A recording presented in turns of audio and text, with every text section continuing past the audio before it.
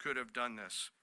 I join the President and the Secretary in being incredibly proud of the air crews, naval forces, cyber operators, planners and support teams, and commanders who made this mission possible.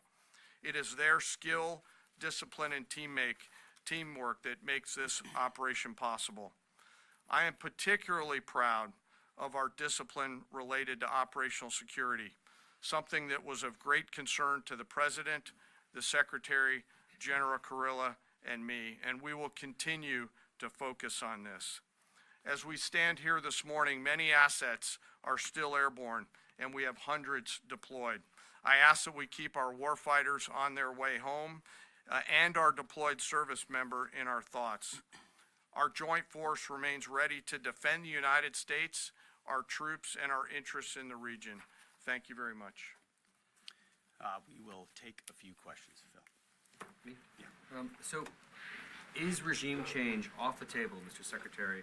And to the chairman, you said the battle damage assessment is still ongoing, but do you believe that some nuclear capability in Iran remains? This mission was not and has not been about regime change.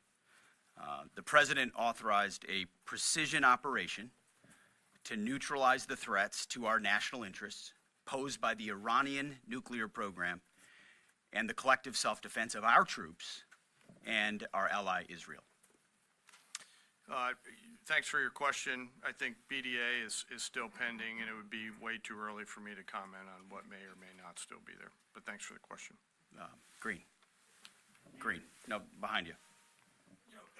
Excuse me, Mr. Secretary, can you tell me, was there...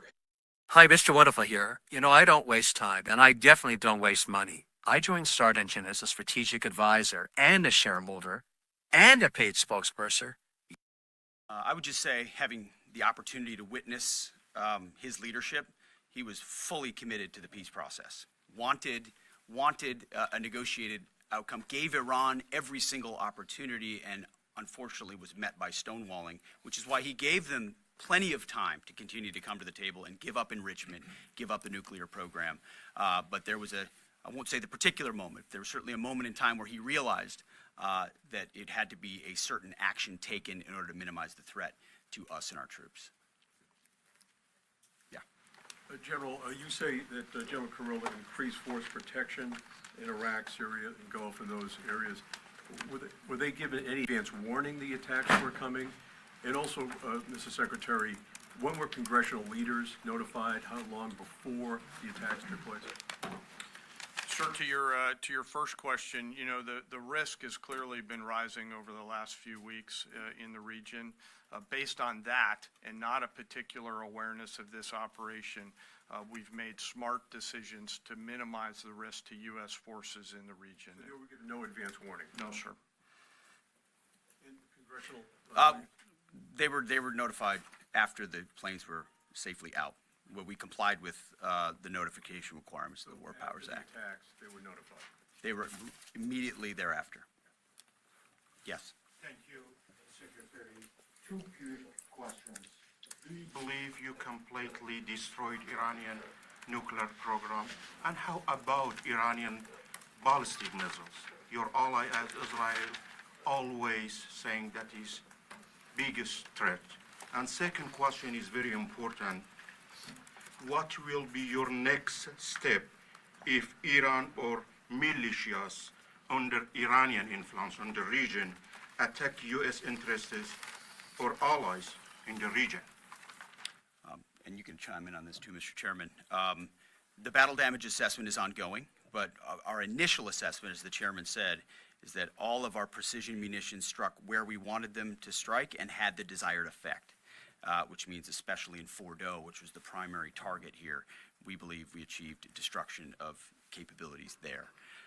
Ultimately, wherever it may be, whether it's in Iraq or Syria or bases in the Gulf, as the President said, it would be, as the Chairman said, it would be a very bad idea for Iran or its proxies to attempt to attack American forces. Yes. Thank you, Mr. Secretary. Regarding retaliations, Iran and North Korea are cooperating on nuclear and missile development. do you think there is a possibility that Iran, North Korea, and the other forces, such as China, will join forces to retaliate against the United States? Well, unfortunately, because of the policies under the previous administration, we drove those countries together, and ultimately that creates a challenging environment. For this particular operation, the focus is on Iran and Iranian nuclear capabilities. That's our focus here, is to not just say that they can't have, but President Trump has said from over 20 years, frankly, Iran cannot have a nuclear weapon. And ultimately, he decided this is the moment, given their stonewalling, when direct military action had to be taken to prevent that from happening. Yes. Thank you very much. General Kane, I understand OPSEC, I respect OPSEC. Can you say at all what security procedures are being taken to protect U.S. troops in Iraq and elsewhere in the Middle East? And Secretary Hegseth, as a global war on terrorism veteran, what do you say to veterans who may be concerned the U.S. is getting into another open-ended war in the Middle East over weapons of mass destruction? Thanks, sir, for the question. I won't comment on what force protection measures are being taken in the region. What I will say is we're being proactive and not reactive, and being very thoughtful about ensuring that we do all that we can to protect our forces out there. And I would just say, as the president has directed and made clear, this is most certainly not open-ended. It doesn't mean it limits our ability to respond.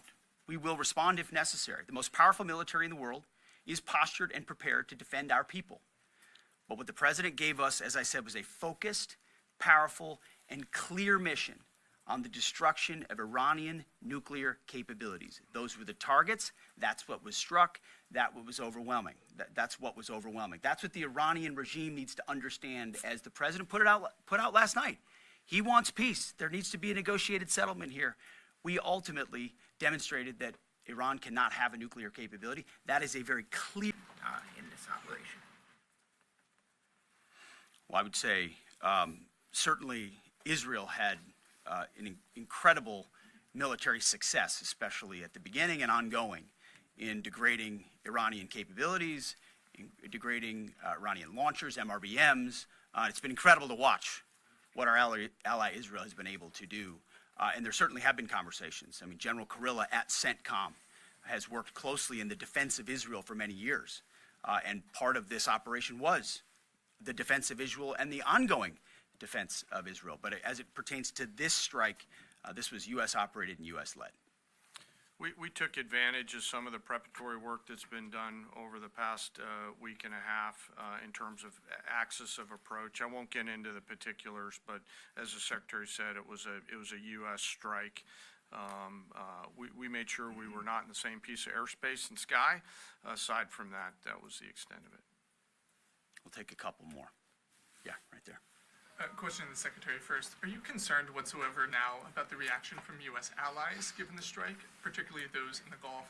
And to the Chairman, if I may, I understand you don't want to speak to specific assets and force protection measures, but do you anticipate at least having to bring in any further assets from other theaters to aid in force protection over the coming days?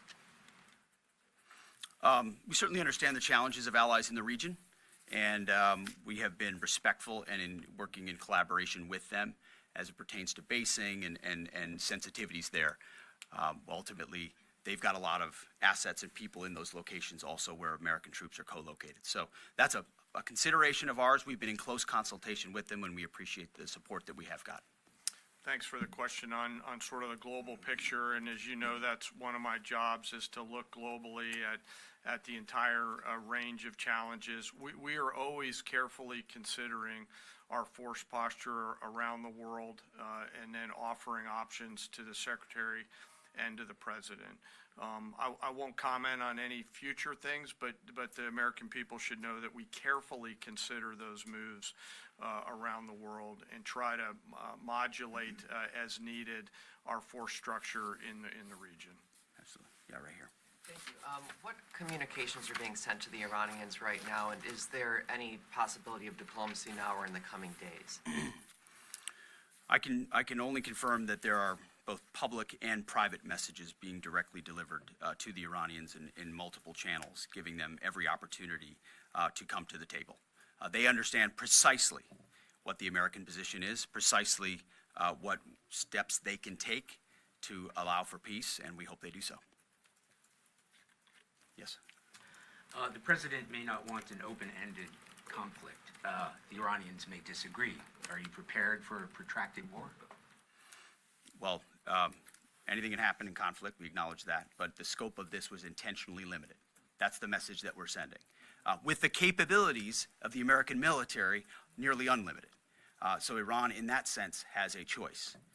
But we've made it very clear to them, this is nuclear sites, this is nuclear capabilities, this is the line that the president set, and we set that back. Now is the time to come forward for peace, but I think one of the takeaways from this as well is the unprecedented level of ongoing cooperation. I can't speak highly enough of the chairman and his staff and General Kurilla in CENTCOM, what they've done to look around the corner, to pre-position, to understand how an operation like this comes together. The scope and scale of what occurred last night would take the breath away of almost any American if you had an opportunity to watch it in real time. And I think Tehran is certainly calculating the reality that planes flew from the middle of America in Missouri overnight, completely undetected over 3 of their most highly sensitive sites, and we were able to destroy nuclear capabilities, and our boys in those bombers are on their way home right now.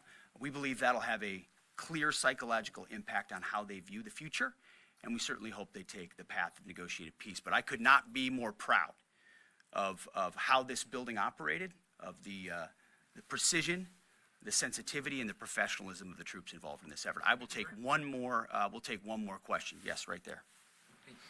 Thank you, Mr. Secretary. Concerning the justification for these strikes, in March, the Office of the Director of National Intelligence released their threat assessment, concluding, quote, Iran is not building a nuclear weapon, and Khomeini has not authorized the nuclear programs he suspended in 2003, unquote. So what new intelligence does the U.S. have since then that the Iranians have changed their position on nuclear weapons? And does this new intelligence come from U.S. sources and methods, or are we getting this information from other countries? Well, I would just simply say that the president's made it very clear. He's looked at all of this, all of the intelligence, all of the information, and come to the conclusion that the Iranian nuclear program is a threat, and was willing to take this precision operation to neutralize that threat in order to advance American national interests, reduce the Iranian nuclear program, and obviously collective self-defense of ourselves and our allies. So he looked at all of it, understood the nature of the threat, and took bold action I think the American people would expect in a commander-in-chief. That's all we've got. Thank you very much. Appreciate it.